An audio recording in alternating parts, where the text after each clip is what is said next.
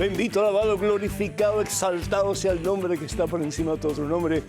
Nombre que libera, que sana, que restaura cuando ponemos nuestra confianza en ese nombre. Y ese nombre es Jesús, porque Jesús salva, Jesús libera, Jesús restaura, Jesús da vida nueva. Con Cristo hay poder y hay victoria, hermanas y hermanos. Es un gusto estar con ustedes. Soy el Padre Pedro Núñez y estamos en el programa Conozca Primero su Fe Católica. Doy gracias a Dios por la audiencia de todos y cada uno de ustedes. Y les invito para que inviten a otras personas, para que también pues, estén con nosotros en cada miércoles sobre todo y los demás días que ofrecemos este programa a lo largo de la semana.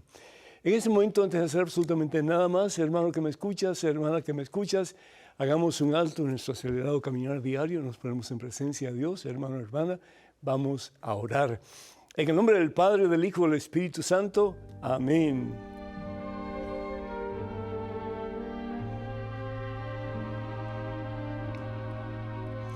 Padre bueno, Padre Santo, Padre misericordioso, tu palabra dice, dejen de estar peleándose, dejen de estar lastimándose, dejen de estar dividiendo la iglesia. Dejen. Padre, que todos sean uno, dice el Señor Jesús en el Evangelio según San Juan, capítulo 17, versículo 21. Que todos sean uno, Padre, como tú y yo somos uno.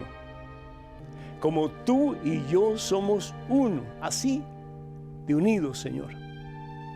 Entonces el mundo creerá, Padre, que tú me has enviado. Yo respeto a los hermanos separados, tienen el derecho de irse donde quieran, pero por el amor de Dios que dejen de criticar lo que no saben que están criticando, y lo que critican es antibíblico totalmente, particularmente en relación a lo que ellos llaman ídolos. Te pido, Padre Santo, que nos ayudes a todos para, en vez de apuntar con el dedo para lastimar, para ofender, para rebajar a la otra persona, que luchemos, oh Dios, con caridad, con amor genuino que viene de ti, para apoyarnos en el crecimiento de tu palabra, Señor, y para hacer que tu iglesia sea de verdad signo visible de tu presencia en este mundo tan herido, tan lastimado, tan vacío de ti, Señor. Obra, mi Dios, en cada uno de tus hijos, aquellos que nos llamamos católicos, cristianos, y aquellos que se llaman protestantes católicos, y los que se llaman evangélicos cristianos y protestantes cristianos. Ayúdanos a todos, oh Dios, a reconocer que es en la unión que de verdad tu cuerpo se fortalece. Tu cuerpo, Señor, que es tu iglesia, del cual tú eres la cabeza. Y que lejos de seguir jugando el juego de Satanás, que es la división, que de verdad comencemos una era nueva, una etapa nueva en la vida del cristianismo, y es que seamos uno. Como tú eres uno con el Padre y eres uno, y así deseas ser con nosotros también. Que reconozcamos, oh Dios, que todos tenemos defectos y todos tenemos caídas, y que el único juez eres tú, Señor, y que en vez de echarnos tierra los unos a los otros, nos edifiquemos en el amor y en la fe, para que un día haya un solo rebaño y un solo Señor, y para que un día el nombre de Jesús toda rodilla se doble en el cielo, en la tierra y debajo de la tierra, y toda lengua proclame que tú eres el Señor, para gloria de nuestro Padre Dios, Jesús.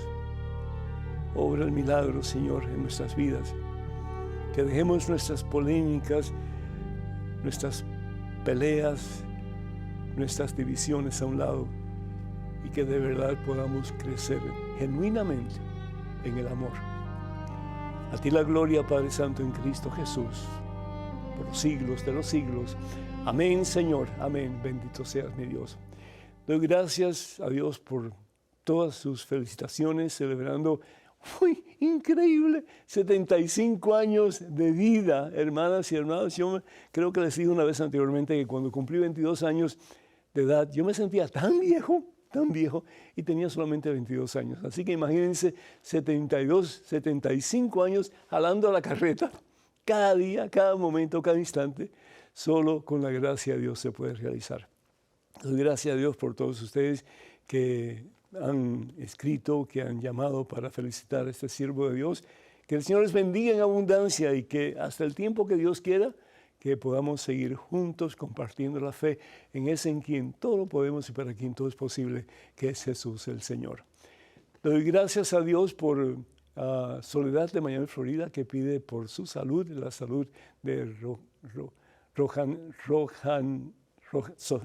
Sorángel, perdón, me confundí. Sorángel, que el Señor bendiga a Sorángel y te bendiga a ti también, mi hija, y a toda tu familia. Abel de Chihuahua, México, le da las gracias al Padre por su programa y compró los libros a través de una de sus hijas que vive en Estados Unidos. Muchísimas gracias y ojalá que estos libros te sirvan de mucho provecho. Gabriela de Long Beach, California, pide oración por sus hijos Eduardo y también por Melissa. Muchas bendiciones para todos ustedes. Y Eddie de Managua, Nicaragua, le da gracias al Padre por las oraciones que él hizo por su papá. Lo conoció en Miami, en la parroquia de San Juan Bosco, y pide oración por su país, Nicaragua. Definitivamente cuenta con esas oraciones por la iglesia perseguida, por los presos políticos y por su familia. Que el Señor los bendiga a todos en abundancia y que reine la paz y que Cristo Jesús sea Rey y María Santísima pues interceda por ese hermano país de Nicaragua y que un día de verdad haya unidad y haya paz.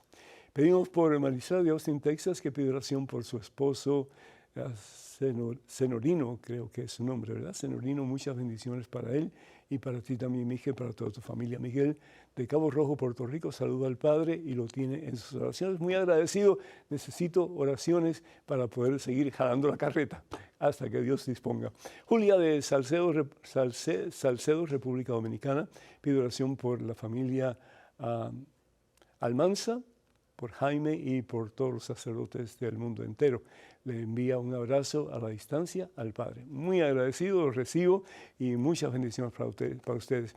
Y también pues pedimos por todos aquellos que solicitan oración de parte nuestra a través de nuestras redes sociales. Cuenten siempre con nuestras oraciones por todos y cada uno de ustedes.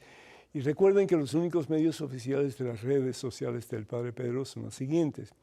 Facebook es facebook.com/P. Pedro Núñez, y si no se han suscrito todavía a esa página, por favor, háganlo, porque estamos enviando regularmente pues impulsos positivos, impulsos llenos de fe que les va a ayudar en su crecimiento espiritual. Facebook.com/P. Pedro Núñez. Estamos también en Twitter, en Instagram y en YouTube.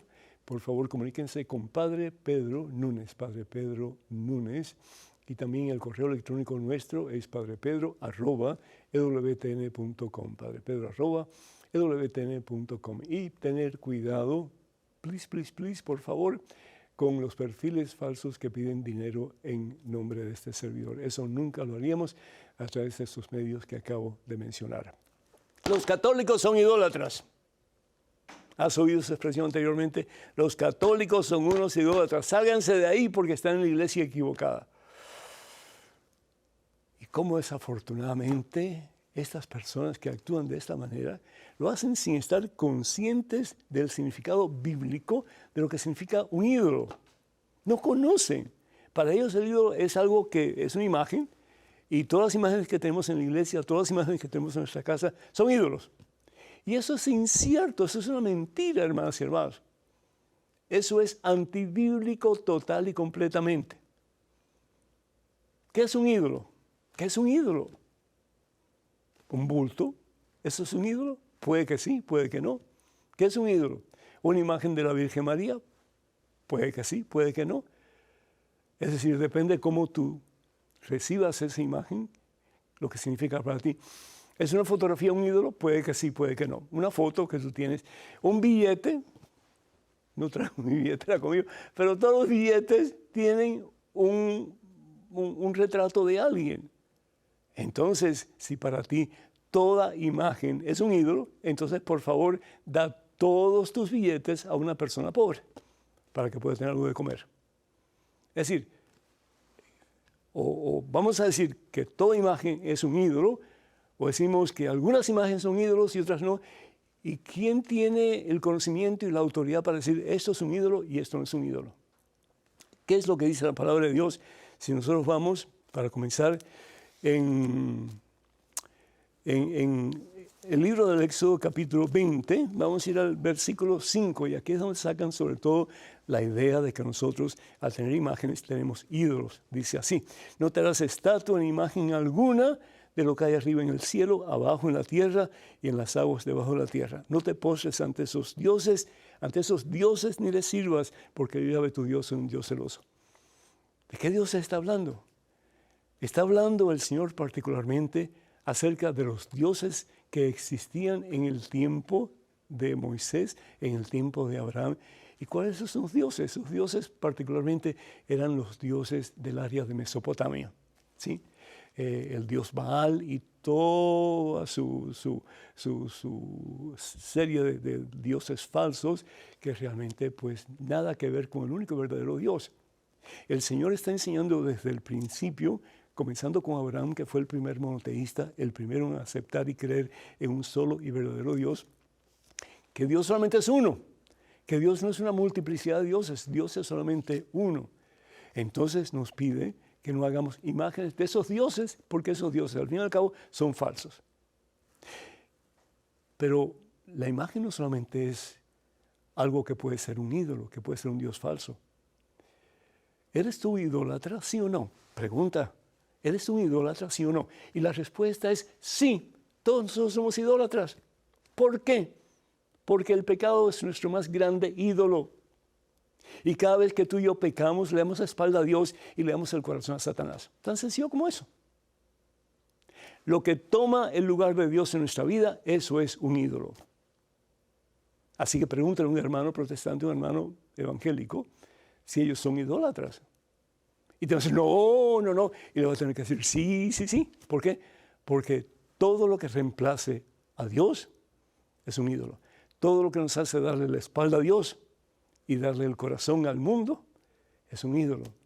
Y no me digan que ninguno de ellos ha pecado, porque el que dice que no ha pecado, dice San Juan en su carta, es un mentiroso. Porque todos hemos pecado, dice San Pablo, y todos nos hemos apartado de la gracia de Dios. El Señor Jesús bien nos exhorta a tener nuestras ideas bien claras en relación a lo que es de Dios y lo que no es de Dios. Y el Señor Jesús, sobre todo en el Evangelio según San Mateo capítulo 7, habla de solo dos caminos: el camino de la salvación y el camino de la perdición. Y nos exhorta, nos anima para que caminemos en el camino de la salvación. ¿Y qué es el camino de la salvación? Al fin y al cabo es Jesucristo. Yo soy el camino, yo soy la verdad, yo soy la vida. Nadie va al Padre sino a través de mí.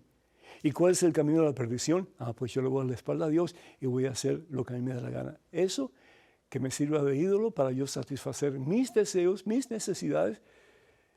Sin embargo, no estoy consciente de lo mucho que me puedo herir, que de hecho me hiero y que puedo herir a las demás personas.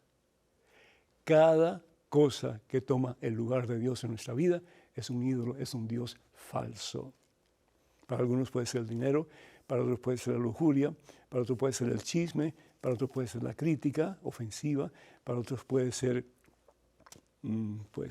el lastimar a otros, su reputación, en fin, ¿verdad? Hay miles y miles de ídolos que muchas veces se interponen en nuestra relación con Dios y nos apartan de Dios. Se convierten en dioses falsos, los cuales seguimos hasta que por gracia de Dios comenzamos a regresar a Dios como el Hijo pródigo. Aquí la palabra de Dios en el libro de Oseas nos dice que Dios le dice a Oseas que tome por esposa a una prostituta, y que tenga familia con ella. Dice, ve y cásate con una de esas mujeres que se entregan a la prostitución sagrada y ten hijos de esa prostituta, porque el país, es decir, Israel, se está prostituyendo al apartarse de Yahvé. Cada vez que nos vamos detrás de un Dios falso, nos vamos detrás de una tentación y pecamos, estamos yendo tras un Dios falso. Pues fue y tomó a Gomer y ella quedó embarazada y luego vino un hijo. Hermanas y hermanos, el tener imágenes que apuntan hacia Dios son buenas. La palabra de Dios, por ejemplo, en el mismo libro del Éxodo, capítulo 25, versículo 18, Dios le dice a Moisés cuando están preparándose para construir el templo de Dios. Dios le dice a Moisés, asimismo harás 2 querubines de oro macizo, es decir, 2 imágenes. Pero estas imágenes no son dioses falsos. Estas imágenes son buenas. ¿Por qué? Porque son exigidas por Dios, porque apuntan hacia Dios. Todo lo que apunta hacia Dios es bueno, es bendecido por Dios. Todo lo que se interfiere entre tu vida y Dios es un ídolo, es un Dios falso. Sea una imagen que puedas tocar o sea algo que tienes en tu corazón que te lleva al otro extremo y le da la espalda a Dios. Continúa diciendo, pondrás un querubín a una extremidad y el otro en la otra, formando un solo cuerpo con la cubierta a los 2 lados. ¿La cubierta de qué? La cubierta del Arca de la Alianza, donde se encontraba la vara de Aarón, el cáliz de oro con el maná, el alimento que cayó del cielo, y también el decálogo, los 10 mandamientos en la tabla de piedra. Vemos también, y hay muchos ejemplos, en Números capítulo 21, versículos del 8 en adelante. Los israelitas, los hebreos todavía no eran Israel, no eran un pueblo definido todavía, eran hebreos. Están siendo mordidos por serpientes ardientes que mataban a la gente con su veneno. Y están en el desierto, camino hacia la tierra prometida. Están muriendo. Y Dios le dice a Moisés, hazte una serpiente ardiente, es decir, una imagen, y colócala en un poste. El que haya sido mordido, al verla, sanará. La serpiente no es mala en sí. La serpiente es algo bueno, porque todo lo que Dios crea es bueno, pero sin embargo Satanás la usa para hacer algo malo. La relación sexual es buena, pero muchas veces se convierte en un ídolo y hasta puede hacer que la persona se envicie y la lujuria sea su ídolo, sea su Dios. Y así sucedió, es decir, miraron a la imagen y no morían. ¿Es esto un ídolo? Depende de cómo tú lo mires. Jesús crucificado, tanto amó Dios al mundo que dio a su único Hijo. Evangelio según San Juan, capítulo 3, versículo 16. Dio su único Hijo para que todo el que crea en Él no perezca, sino para que tenga vida y salvación eterna. Si yo me adhiero al amor de Dios, si yo me adhiero a la promesa de Jesús que no me dejará solo, que no me dejará huérfano, y creo que por su eterna misericordia, a pesar de mis pecados, de mis faltas, yo voy a ser y soy rescatado por Cristo Jesús para un día entrar en su gloria para siempre. Eso no es un ídolo. Eso me lleva a los pies de Jesús. De nuevo, toda cosa, toda imagen, toda pintura que me acerque a Dios es bendecida por Dios. Toda cosa que me aparta de Dios es un Dios falso y por lo tanto, sea imagen o sea lo que sea, se convierte en un ídolo. Y al fin y al cabo, ese es el propósito de Satanás, apartarnos de Dios. Por el amor de Dios, hermanos evangélicos, hermanos protestantes, dejen de decir tantas barrabasadas y con el perdón de ustedes, estudien un poquito más la Santa Biblia. Número telefónico para que se comuniquen con nosotros, 205-271-2924, 205-271-2924. Vamos a una pequeña pausa. Regresamos en cuestión de momentos, así que hermanas y hermanos, por favor no se vayan. Quédense con nosotros.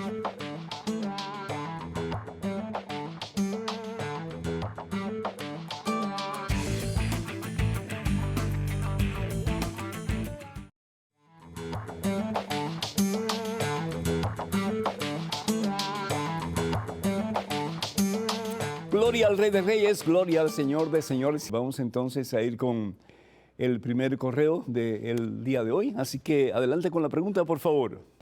Padre Pedro, que Dios lo bendiga.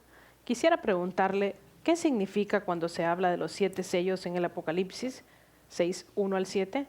Muchas gracias. Enushka, desde Venezuela. Que Dios te bendiga, mija. Pues qué bueno que estés leyendo la Santa Biblia. Me alegro muchísimo. Felicidades. Y nosotros vamos al libro del Apocalipsis en el capítulo 6. Ahí habla de los 7 sellos. El libro del Apocalipsis, y la palabra Apocalipsis significa revelación. Y supuestamente fue escrito por el apóstol Juan en la isla de Patmos, muy cerca del litoral de Grecia. El caso es que estos sellos significan la historia. La historia. Los primeros 4 sellos hablan en relación a 4 caballos. Si nosotros vamos de nuevo al libro de Apocalipsis, dice en el versículo 2, apareció un caballo blanco, el que montaba tenía un arco y le dieron una corona y partió como vencedor para vencer. Tenemos que estar conscientes de que el libro de Apocalipsis utiliza muchos símbolos. ¿Por qué? Porque el escritor del libro de Apocalipsis quería estar seguro de que entendieran los cristianos, pero nadie más. ¿Quién es este vencedor que va en ese caballo blanco para vencer con esa corona? Jesucristo, la palabra de Dios. La palabra de Dios.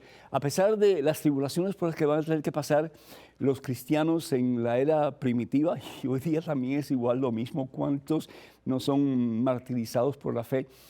Pero en aquel entonces Juan quiere dar esperanza, quiere dar apoyo a aquellos que están siendo perseguidos por su fe. Y les habla de este jinete que va en este caballo blanco, y este jinete que va en el caballo blanco es Jesús, la palabra del Padre, la palabra de Dios. El otro caballo que le sigue, el segundo caballo, es el caballo que tiene color rojo fuego, y significa la guerra. Estamos hablando de los diferentes momentos o diferentes situaciones por la que pasa la historia del ser humano. Y pasa una y otra vez, la guerra. Y en la guerra, pues, la cantidad de gente que muere, la cantidad de gente que sufre, etc. Hay otro caballo, que es un caballo color negro, y simboliza el hambre. La gente que a consecuencia de sus pues, maltratos, de sus desprecios, de sus discriminaciones, de su falta de amor, pues causa que haya hambre en la sociedad, causa que haya hambre en el mundo, causa que haya gente que es desprovista de lo más básico para poder sobrevivir. Y el otro caballo es el verdoso, que significa la muerte, es decir, la cantidad de gente que muere a consecuencia de la falta de amor de otras personas, y también pues la muerte, que al fin y al cabo es la consecuencia del pecado que nos toca a todos nosotros en un momento u otro. Pero después de eso está el quinto sello, y el quinto sello simboliza entonces ya el martirio, simboliza el martirio de los cristianos, aquellos que han muerto por la fe. El sexto también, es decir, simboliza la muerte de los cristianos y de los que vinieron antes de Jesucristo, los profetas, los que querían seguir al Señor y por una razón u otra, pues dieron su vida en martirio. Pero el sexto sello, al fin y al cabo, lo que habla es de esa victoria que trae consigo el jinete y el caballo blanco, que es la palabra de Dios. Y que si nosotros nos adherimos a esa palabra, a pesar de los problemas y dificultades y aún de la misma muerte, nuestra será la victoria final. Eso es precisamente lo que significan los 6 sellos, que el único que los puede abrir y descifrar es el dueño de la historia, que es el mismo Jesucristo nuestro Señor. Creo que se ha podido hacer contacto con Gloria de Tijuana, México. Gloria, ¿me escuchas? Sí, padre, buenas tardes, un gusto saludarle. Gracias igualmente, Gloria, bienvenida. Adelante, por favor. Soy madre de 3 hijos, 7 nietos y próximamente, con el favor de Dios, Ay, bendito sea el Señor. Muchas felicidades, Gloria, muchas pido felicidades. su bendición para ellos y todos los niños y jóvenes del mundo, Padre. Pues que el Señor los bendiga en abundancia y los haga santos, Gloria. Mi pregunta es, Padre, todos los días rezo el Santo Rosario. Al Felicidades. llegar a la letanía dice, Torre de Marfil. ¿A Sí. qué se refiere? A la Virgen María. Todos estos títulos o todos estos elogios son dirigidos a nuestra Santísima Madre. ¿Y por qué Torre de Marfil? Porque el marfil es un elemento muy fuerte, es un material muy fuerte, está hecho al fin y al cabo, del colmillo de un elefante, ¿no es cierto? Y no solamente es fuerte, pero es hermoso, es precioso. Entonces, María, en su fortaleza como discípula de Dios, como sierva de Jesucristo, es fuerte, está llena del Espíritu Santo. Nos dice la palabra de Dios que cuando María va a visitar a su prima Isabel, ¿qué es lo que siente Isabel en su ser?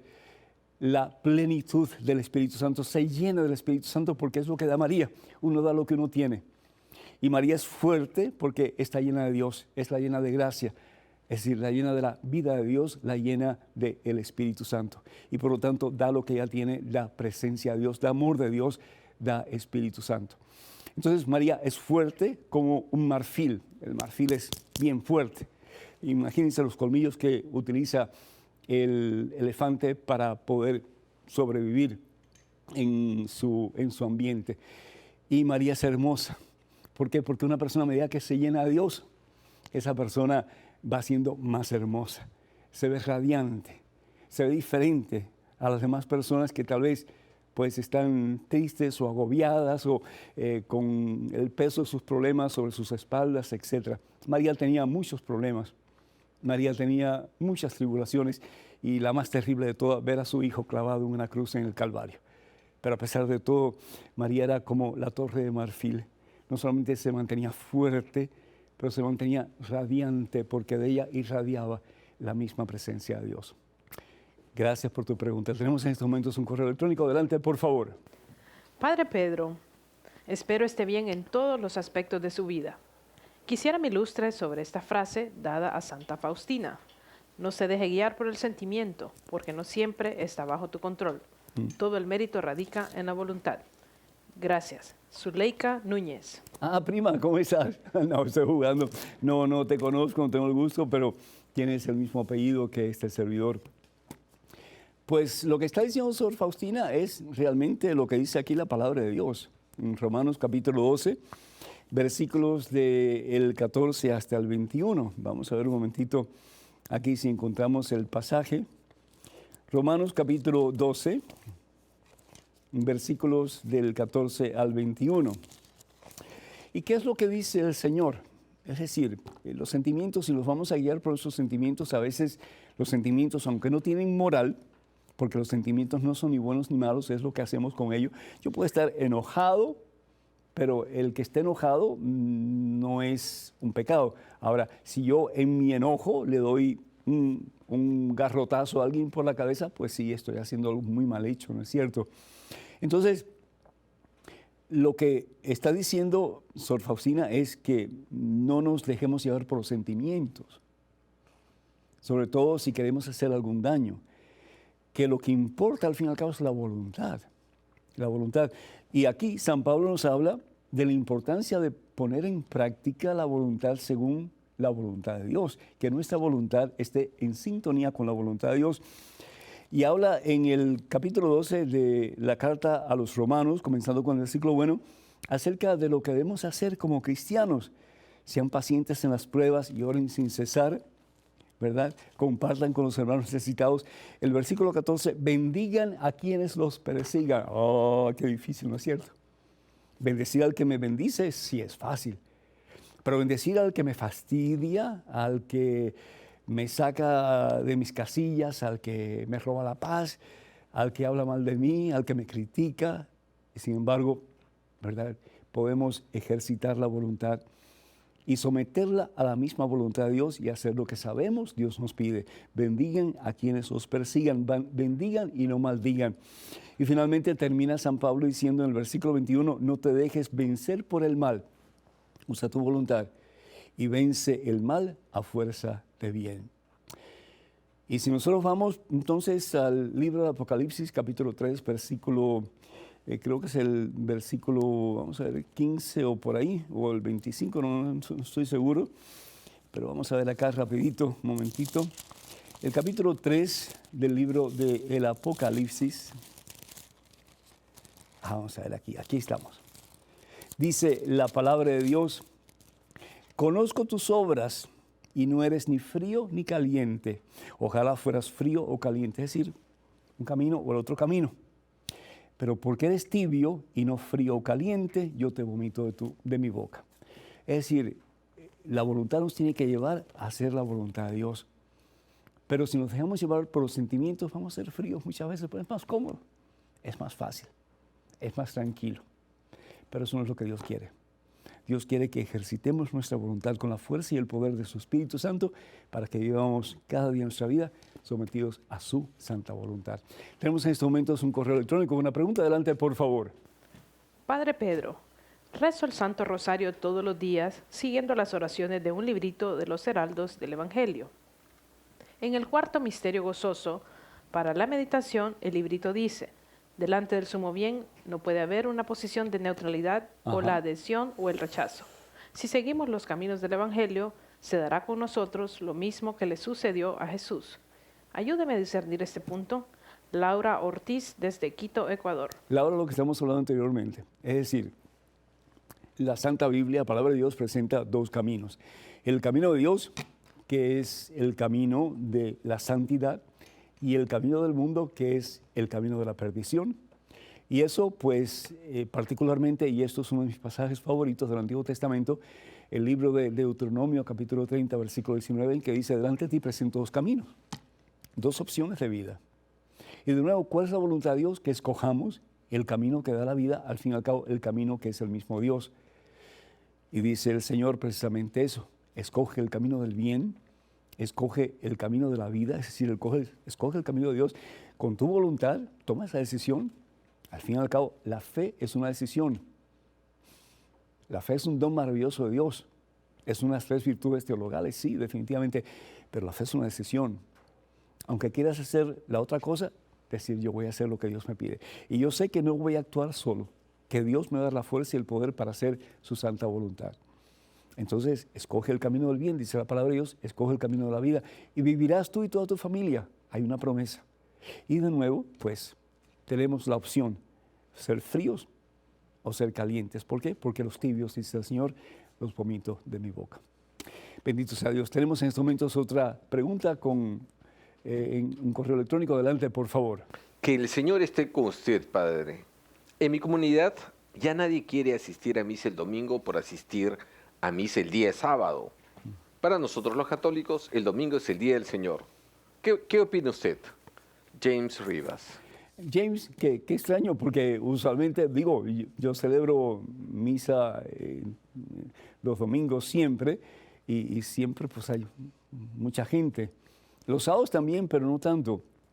El celebrar la misa del sábado realmente fue más bien pues un decreto del Vaticano, un decreto de la Santa Sede, para facilitar a las personas impedidas, a las personas ya de cierta edad avanzada, para que en vez de tenerse que levantar temprano el domingo por la mañana para ir a la Santa Misa, que pudieran ir por la tarde con una pues, actitud de un poco más de relajamiento y poder disfrutar de la Santa Misa.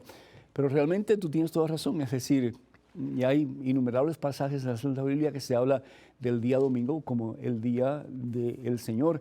Hechos de los Apóstoles, capítulo 20, versículo 7, que nos habla acerca de Pablo, que estaba con su grupo, estaban orando y estaban celebrando la fracción del pan, es decir, estaban celebrando la Santa Misa y era el día domingo. 1 Corintios capítulo 16, versículo 2. Vamos aquí un momentito para para ver 1 Corintios capítulo 16, versículo 2, que habla también acerca del día domingo. Y dice la palabra de Dios así: cada domingo, cada uno de ustedes ponga aparte lo que pueda. ¿En dónde? En la Santa Misa. Y no esperen que yo llegue para recoger la limosna. Y tenemos que tener cuidado con la palabra limosna, porque Dios no es limosnero. En la Santa Biblia, cuando se habla de limosna, se habla de una ofrenda, pero responsablemente dada, no cualquier cosa. No echar unas monedas ahí porque para salir del paso, o un billete y enrollado todo, haciendo un muñequito, cosas así. No, a Dios no se le trata así, hermanos. Dios merece respeto, Dios merece reverencia. Dios merece que todo lo que hagamos por Él lo hagamos con reverencia y lo hagamos con excelencia también.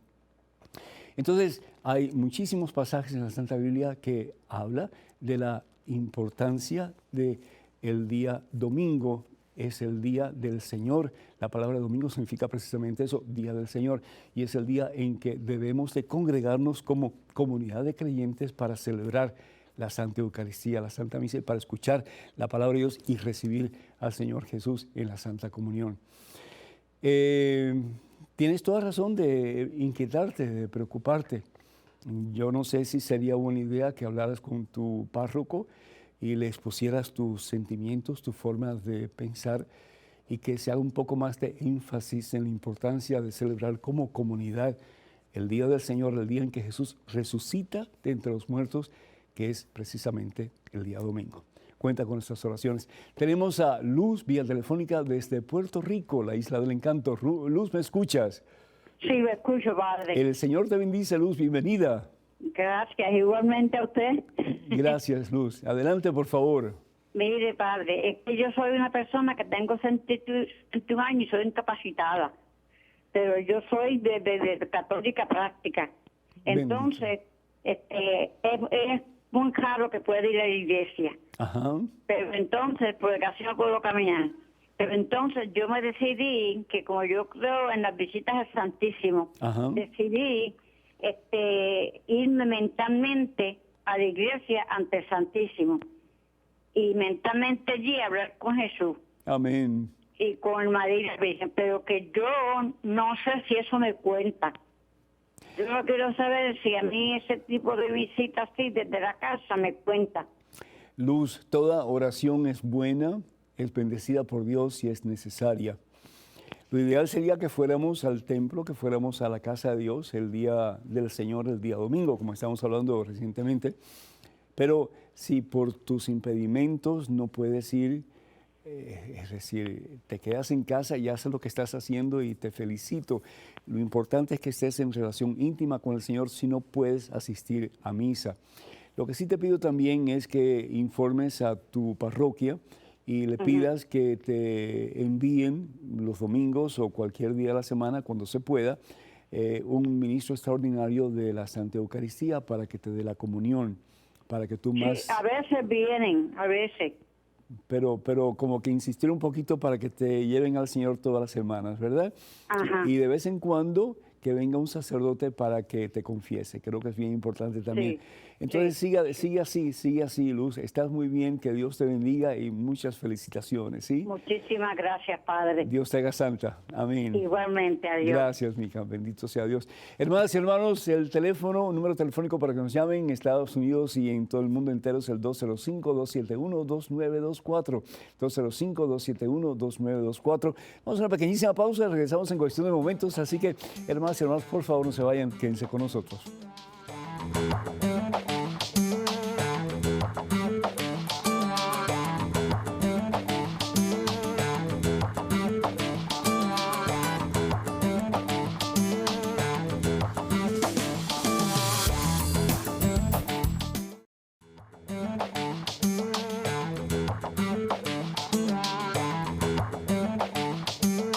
Bendito, alabado, glorificado sea el santo nombre de Jesús, hermanas y hermanos. Qué alegría estar con ustedes, de veras que sí, a través de estas ondas televisivas. Doy gracias a Dios por todos y cada uno de ustedes. Soy el Padre Pedro Núñez y bienvenidos a este segmento de Conozca Primero su Fe Católica. Tenemos en estos momentos un correo electrónico, una pregunta. Adelante, por favor. Padre Pedro, estoy aprendiendo acupuntura. Quizás no trabaje con agujas, pero sí con presión de los dedos, ya que regula las energías que por motivos uno va cargando y ocasiona dolencias, enfermedades, etc. Mi profesor nos enseña el Dao, pues tenemos que saber cómo se inicia la energía, esa fuerza creadora, lo que para cada uno sea nuestra fuerza creadora. De ahí ya se habla de sus transformaciones, transmutaciones, etc., sin vincular alguna creencia en particular. Tengo fe en Dios y en su Hijo, que vino a redimirnos del pecado y darnos vida eterna. Mi hermana dice que la iglesia se pone a esto. Me parece que a veces la iglesia tiene temor que la gente se informe y se instruya. Concretamente, ¿la iglesia no está conforme con la digitoacupuntura? Para mí esto es prevenir, ayudar a nuestro cuerpo a mejorar. Sé que Dios es el único que cura. Los doctores, medicinas en general, ejercicios, técnicas, etc., solo ayudan. Saludos, Patricia, desde Perú. Patricia, ante todo, quienes comenzaron las universidades, quienes comenzaron los centros de docencia, quienes mantuvieron la intelectualidad por siglos viva en monasterios, ¿quién lo hizo? La Iglesia Católica. Es decir, la Iglesia Católica tiene más documentos, libros, pergaminos que cualquier otra institución del mundo, porque la Iglesia siempre ha valorado el conocimiento, porque al fin y al cabo el conocimiento viene de Dios, porque Dios es la verdad. Entonces, el decir que la Iglesia tiene miedo, la Iglesia en algunos momentos puede haber cometido errores, definitivamente, ¿sí? Uno de esos errores garrafales que supuestamente no se le perdona a la Iglesia es el que algunos decían que la Iglesia enseñaba que el mundo era, es decir, la Tierra era el centro del universo.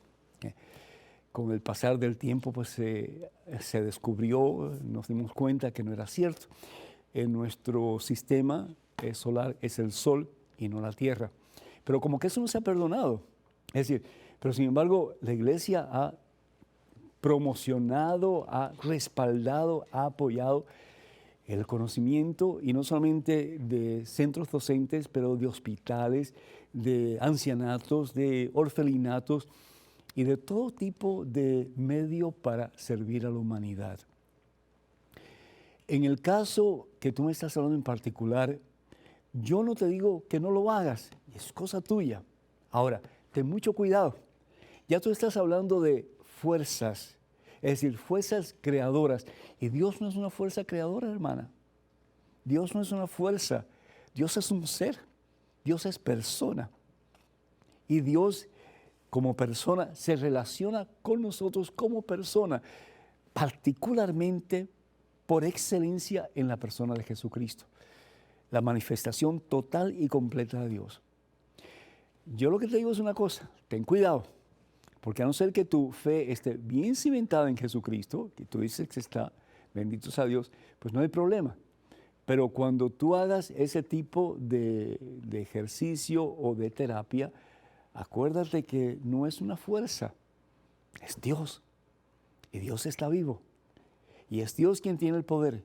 Y es Dios quien actúa a través de nosotros y en nosotros para hacer cosas maravillosas. La palabra de Dios en la primera carta del apóstol San Juan, capítulo 4, versículo 16, dice, Dios es amor y el que conoce el amor conoce a Dios porque Dios es amor. Dios no quiere ni engañarnos ni que conozcamos la verdad a media. No, Dios es la verdad.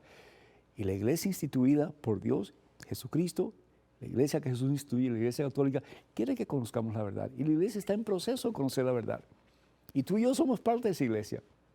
Entonces, en vez de echarle tierra o de cuestionarnos si la iglesia realmente quiere que conozcamos la verdad o no, pues entonces ayudar a la iglesia a que la iglesia continúe buscando la verdad. Al fin y al cabo, ese es el propósito de la iglesia como institución y el propósito de la iglesia como miembros que somos de ella, que eres tú y que soy yo, que es buscar la verdad total, la verdad absoluta que se encuentra en Jesucristo nuestro Salvador.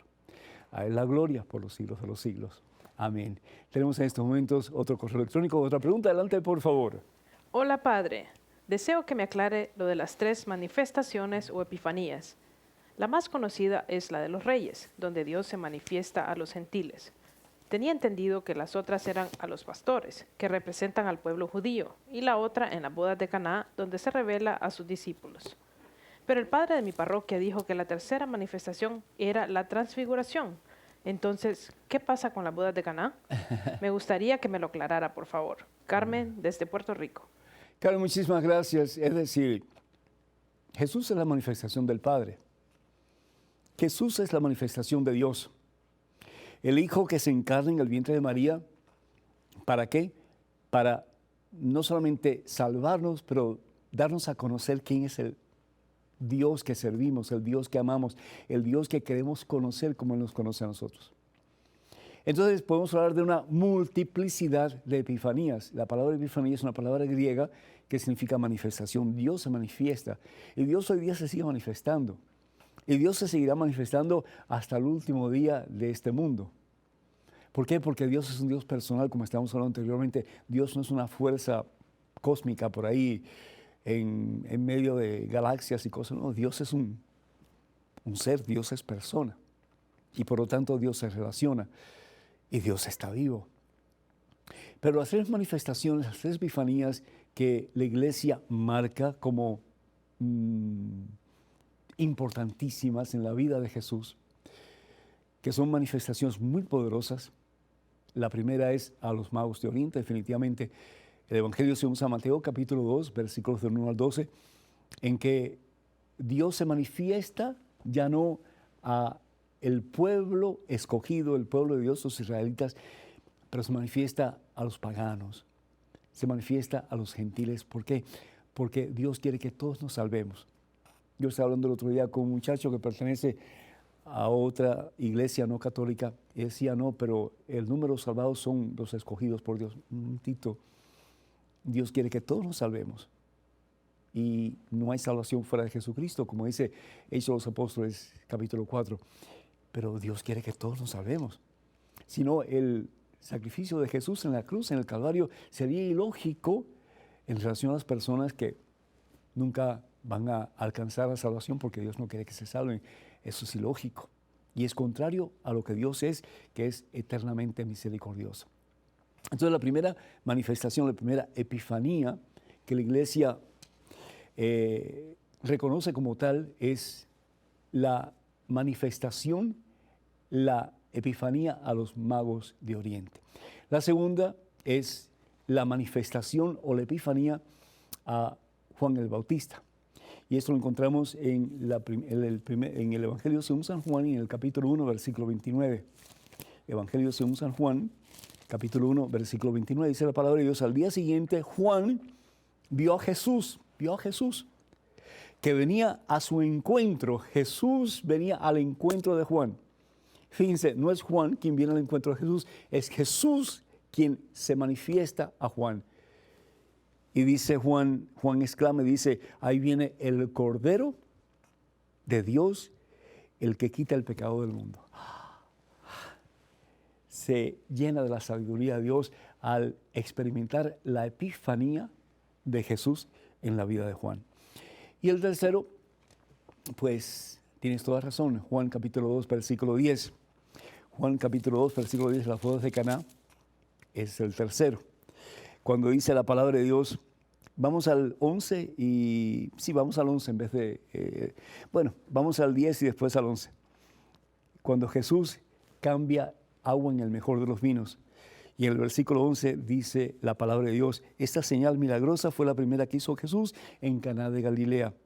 Así manifestó, así se dio a conocer, así experimenta los discípulos la epifanía de Jesús, sí manifestó su gloria y sus discípulos creyeron en él. Yo estoy convencido de que el sacerdote que te dijo lo del Monte Tabor, él tiene toda razón, es decir, la manifestación de la gloria de Dios.